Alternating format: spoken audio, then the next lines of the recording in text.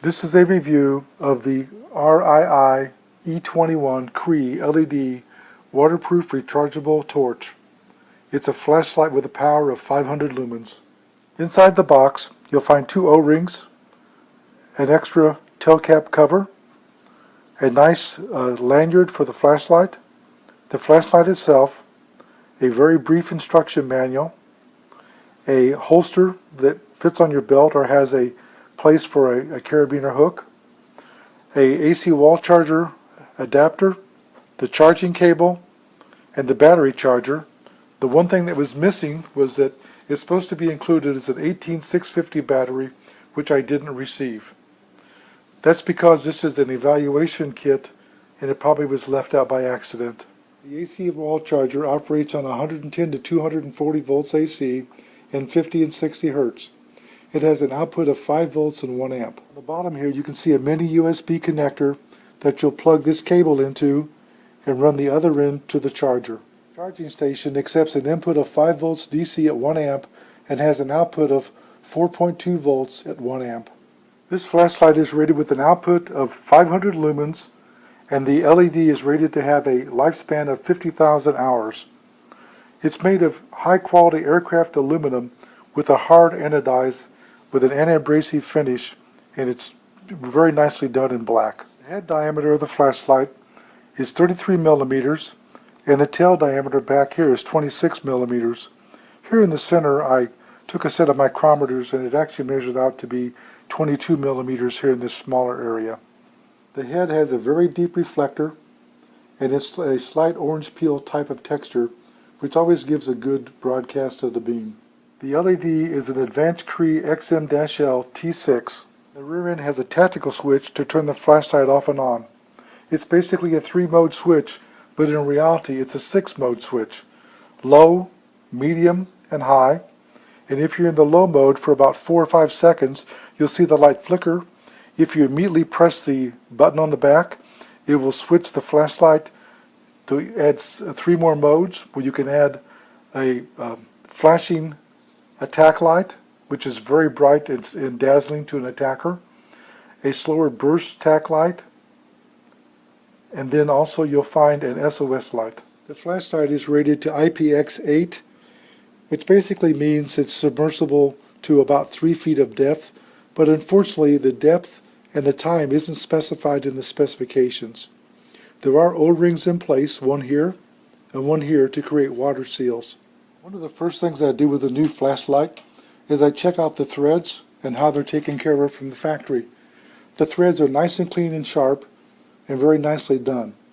I'm sure the O-ring makes it waterproof, but to be honest with you, I always put silicone grease on the threads and on the gasket. The reason for that is it makes it more waterproof. In addition to that, aluminum is one of the softer metals, and just simply screwing together 2 bare pieces of aluminum under the worst conditions can cause the aluminum to gall together, which is basically welding itself to another piece of aluminum. Putting on the silicone grease prevents that from happening. I wanted to show that the flashlight comes with a belt clip, but it's one of those snap-on type that fits around a slot in the shaft of the flashlight. I'm not a real fan of these because here's what happens in real life. You're out walking in the woods, you hit your flashlight, the clip comes off, and you just wind up losing your $50 flashlight. So first thing I do is I don't use them. One of the things I do like is that the flashlight is not drilled for a lanyard, so they have a ring that goes around the base of the flashlight. It is a snap ring, but it goes about 95% of the way around and it's on there quite firmly. There's a small ring here that you can screw onto it and install the lanyard.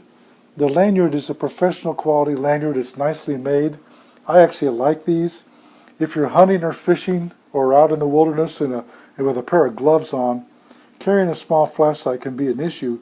You just slip this around your wrist and you're not likely to drop it and lose it or have it roll down a hill. The flashlight uses 18650 lithium-ion batteries. Here's one here. This is my own battery, which I own. These are quite powerful. This happens to be a 3100 milliampere hour battery. These batteries can power these flashlights and make them extremely bright and last a long time. This is the high beam. This is the medium beam. This is the low beam. This is the flashing mode for an attacker. This is what I call the burst mode. And here's the SOS mode. And this just repeats over and over.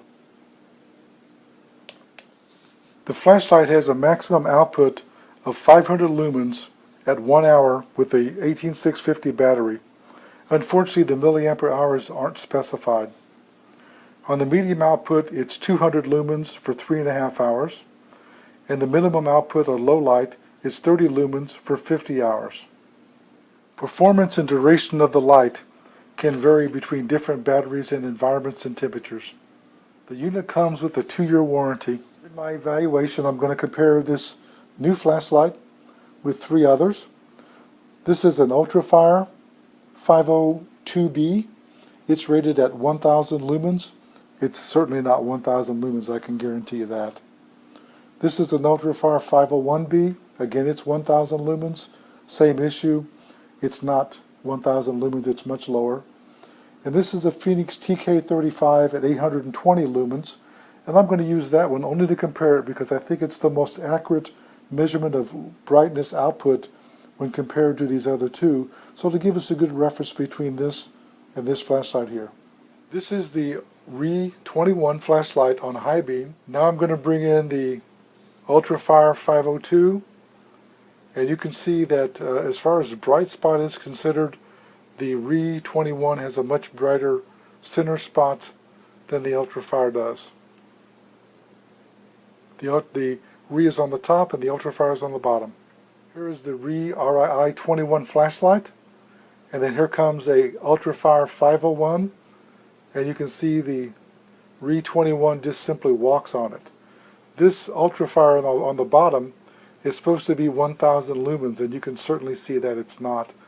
The Re flashlight just walks all over it. Here is the RI21 flashlight on high beam. And here is the Phoenix TK35, which is 850 lumens. And you can see the Phoenix is much brighter. It walks all over the Re, which is what you'd expect. This is 820 lumens down here. And this is touted to be 500 lumens in the top. Here's the Re21. This is the high beam, the medium beam, the low beam,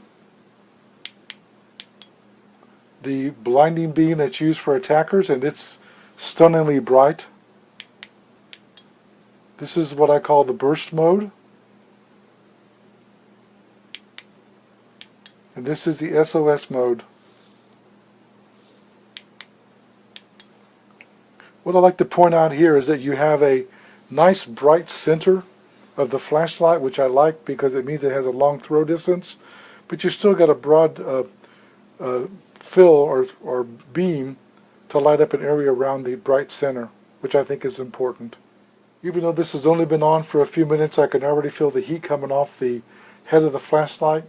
Just a comment that's quite common, and it's something that you should be aware of, that these flashlights can get rather warm. Here you can see I had the flashlight in the holster. It fit very nicely. I have the lanyard sticking out the top. I wanted to comment that the flashlight with the battery inside of it weighed in at 5 3/4 ounces. Overall, in my light test, you can see that the E21 was much brighter than the Ultrafire 501 and 502. I think this really is the touted 500 lumen flashlight. These claim to be 1000s. I've always felt they were 300 to 400, and I think today's test showed that.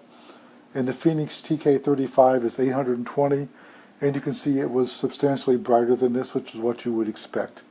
Overall, though, this is an excellent flashlight. I like the lanyard that it comes with. I like the holster. I like that it comes with a charger, and I would have liked to evaluate the battery, but I didn't get one.